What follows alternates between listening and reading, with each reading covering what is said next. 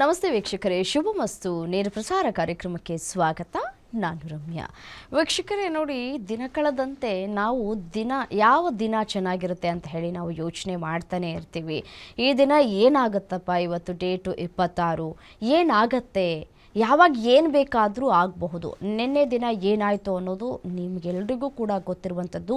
Christmas ಹಬ್ಬದ ಸಂದರ್ಭದಲ್ಲಿಯೇ bus ಅಪಘಾತಕ್ಕೀಡಾಗಿ ಸ್ಥಳದಲ್ಲಿಯೇ 6 ಜನ ಸಜೀವವಾಗಿ ದಹನವಾದರು. ಸೊ ಹಾಗಾಗಿ ಈ ದಿನಗಳು, ಈ ಡೇಟ್ಗಳು ಯಾವ ರೀತಿಯಾಗಿ ಕೆಲಸ ಮಾಡುತ್ತೆ, ಹೇಗೆ ಇದು ನಮಗೆ ಶುಭ ಫಲವನ್ನು ತಂದುಕೊಡುತ್ತೆ ಅನ್ನುವಂತಹ ಪ್ರಶ್ನೆಗಳು ನಮ್ಮನ್ನು ಕಾಡ್ತಾ ಇರುತ್ತೆ. ಅದೇ ರೀತಿಯಾಗಿ ನೋಡಿ, 26ನೇ ತಾರೀಕು, ಅದೇ ರೀತಿಯಾಗಿ 17ನೇ ತಾರೀಕು, 8ನೇ ತಾರೀಕು ಯಾವ ರೀತಿಯಾಗಿ ಇದೆ, ಈ ದಿನಗಳು ನಮಗೆ ಶುಭವನ್ನು ತರುತ್ತಾ ಅಥವಾ ಅಶುಭವನ್ನು ತರುತ್ತಾ ಅನ್ನುವಂತಹ ಪ್ರಶ್ನೆಗಳು ನಮ್ಮನ್ನು ಕಾಡ್ತಾ ಇದೆ.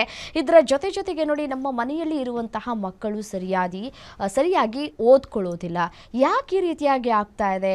ಮೊದಲಿಗೆ ಎಲ್ಲವೂ ಚೆನ್ನಾಗಿರುತ್ತೆ, ಹೋಗ್ತಾ ನಮ್ಮ ಮಕ್ಕಳು ಸರಿಯಾಗಿ ಓದ್ಕೊಳ್ತಾ ಇಲ್ಲ, ಬರ್ಕೊಳ್ತಾ ಇಲ್ಲ, ಸ್ಕೂಲಿಂದ ಕಂಪ್ಲೇಂಟ್ಸ್ಗಳು ಬರ್ತಾ ಇರುತ್ತೆ.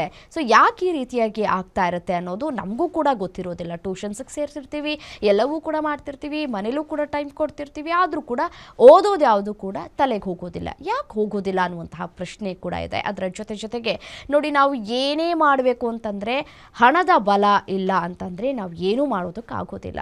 ಸೊ ಹಾಗಾಗಿ ಹಣ ಬಲ ಎಷ್ಟು ಇಂಪಾರ್ಟೆಂಟ್ ಅನ್ನೋದು ನಿಮಗೆ ಎಲ್ರಿಗೂ ಕೂಡ ಗೊತ್ತಿರುವಂತಹ ವಿಚಾರ.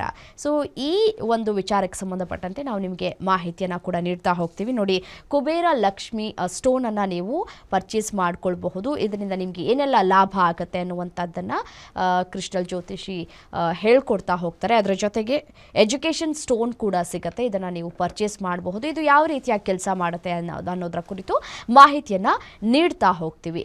ನಮ್ಮ ಜೊತೆ ಇದ್ದಾರೆ ಕಾರ್ಯಕ್ರಮದಲ್ಲಿ ಕ್ರಿಸ್ಟಲ್ ಜ್ಯೋತಿಷಿ ಮಿತಾ ಅವರು. ಬನ್ನಿ, ಅವ್ರನ್ನ ಕಾರ್ಯಕ್ರಮಕ್ಕೆ ವೆಲ್ಕಮ್ ಮಾಡೋಣ. ನಮಸ್ತೆ ಮೇಡಮ್, ಕಾರ್ಯಕ್ರಮಕ್ಕೆ ಸ್ವಾಗತ.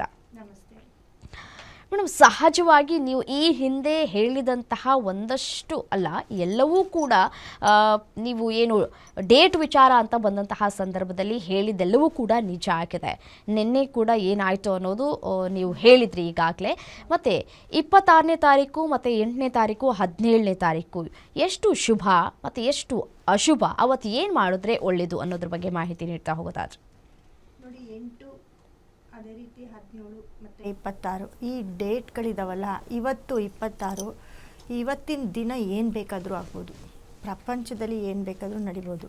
ಯಾಕಪ್ಪ ಅಂತಂದರೆ ಮುಂದಿನ ವರ್ಷ 2026ನೇ ಇಸ್ವಿಗೆ ಈ 8, 17, 26 ಅನ್ನೋ ಡೇಟು ತುಂಬ ಡೇಂಜರಸ್ ಆಗಿರುತ್ತೆ. ಅದರಲ್ಲಿ 17, 1 ಮತ್ತು 7, ಯಾಕಂದರೆ 1 ಮತ್ತು 7 2026 ಲಕ್ಕನ್ನು ತಂದುಕೊಡುತ್ತೆ. 17ನೇ ತಾರೀಕಲ್ಲಿ ಹುಟ್ಟಿರೋರಿಗೆ